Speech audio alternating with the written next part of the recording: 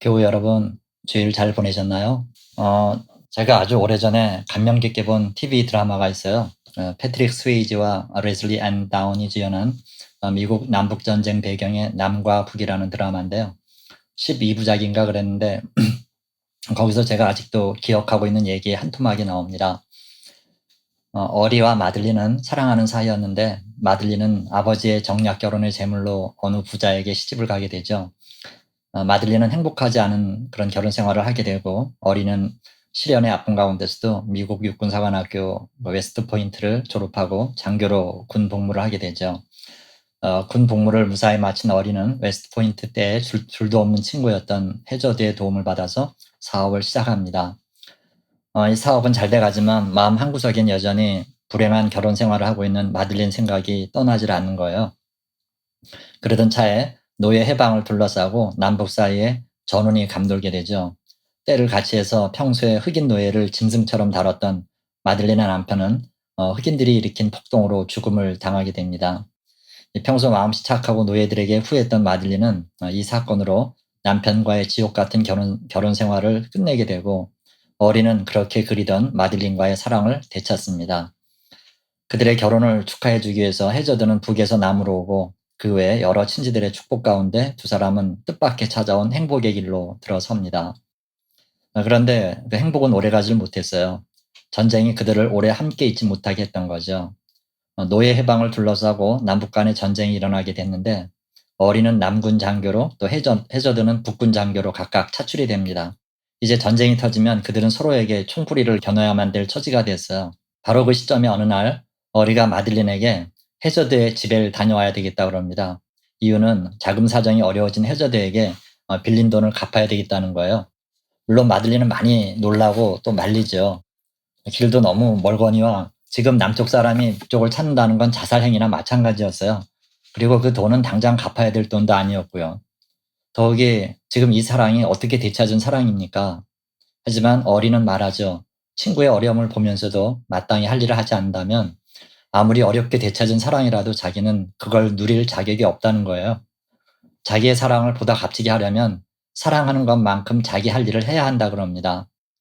그런 남편을 보면서 마들리는 남편을 자랑스럽게 생각하고 보내주죠. 물론 어리는 해저드를 찾아가서 빌린 돈을 돌려주고 해저드 역시 목숨 걸고 어리를 보호해서 남쪽으로 무사히 보내죠. 제가 그 장면에서 인상 깊게 본 건 바로 그거였습니다. 사람은 누구나 지금 맞닿고 있는 그 시점에 꼭 할 일이 있다는 거예요. 그건 사명과 같아서 그걸 하지 않으면 삶이 행복해지질 않습니다. 묵은 채증이 돼서 그게 다 내려갈 때까지 불편하게 되는 거예요. 하지만 반대로 어려움을 무릅쓰고라도 해내면 그것 자체가 힘이 됩니다. 자존감이 상승하는 건 물론이고 주위 사람들의 시선도 달라지지요. 힘을 느끼게 됩니다. 자기는 그냥 제 할 일을 했을 뿐인데도 사람들은 그를 인정하면서 힘을 느끼게 되죠. 그래서 사실 인생은 자기 속에서 부딪혀오는 일만 잘 해내도 풀리게 됩니다. 오늘은 그 얘기를 잠깐 하려고요. 말씀 읽어드릴게요.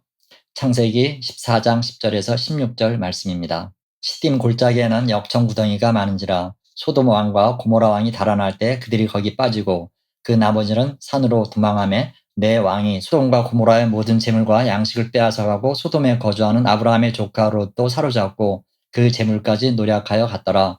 도망한 자가 와서 히브리 사람 아브라함에게 알리니 그때 아브라함이 아모리 족속 마므레의 상수리 숲을 근처에 거주하였더라. 마므레는 에스골의 형제요 또 아넬의 형제라. 이들은 아브라함과 동맹한 사람들이더라. 아브라함이 그의 조카가 사로잡혔음을 듣고 집에서 길리고 훈련된 자 318명을 거느리고 단까지 쫓아가서 그와 그의 가신들이 나뉘어 밤에 그들을 쳐부수고 다메섹 왼편 호박까지 쫓아가 모든 빼앗겼던 재물과 자기의 조카 롯과 그의 재물과 또 부녀와 친척을 다 찾아왔더라. 아멘. 저는 처음 이 부분을 읽으면서 왜 아브라함은 별 쓸데없는 데 목숨을 걸까 생각했었어요. 롯이란 인물 아시잖아요. 조카이긴 하지만 실제로는 남보다도 못한 존재예요.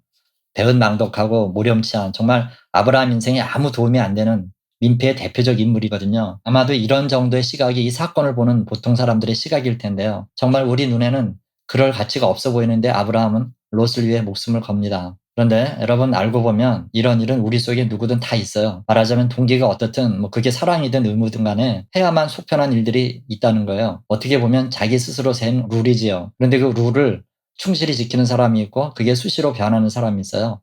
우리가 보통 위인이라고 부르는 사람은 바로 이런 점이 보통 사람과 다릅니다. 즉 자기가 해야 될 일, 자기가 목숨이라도 걸고 해야 될 일은 분명히 해야 되는 거죠. 그렇지 않으면 자기 자신이 용서가 안 되는 그런 일을 행하는 사람이 위인입니다. 오늘 아브라함에게는 롯을 구하는 일이 그런 일이었어요. 이 소돔 주변에 있는 5나라 연합군이 소돔 중심의 4나라 연합군하고 전쟁을 벌이죠. 근데 결국 소돔 연합군이 패하게 되고 해서 소돔 사람들 대부분이 잡혀가는 그런 일이 일어나요. 그 중에 누가 있었냐면 롯과 그의 식솔들이 있었죠. 당연히 자기가 가지고 있었던 가축들까지 다 강탈당했죠. 여러분 그럼 지금 보세요. 아브라함은 그냥 보통 사람입니다.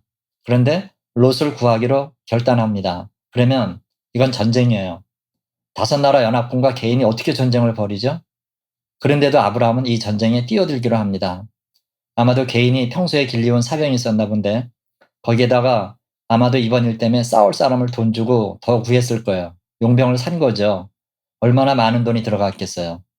누가 개인사에 목숨 걸고 싸워주겠냐고요. 그건 뭐냐면 막대한 돈이 들어갔다는 얘기예요.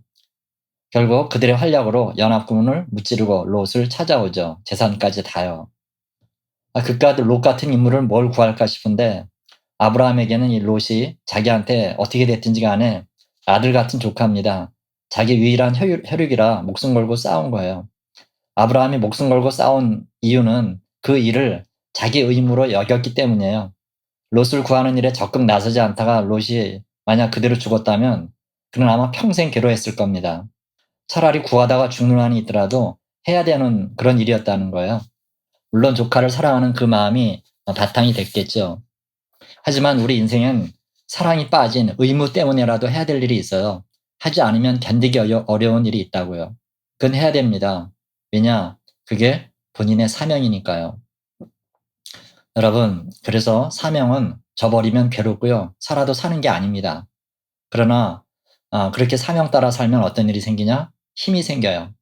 그 사명을 감당하면서 자기도 모르는 힘이 하늘로부터 주어진다는 거예요. 오늘 아브라함이 이 전쟁이 끝난 후 그 일대 유력 인사가 됩니다. 이제는 아무도 그를 만만히 보지 않게 됐다는 거죠.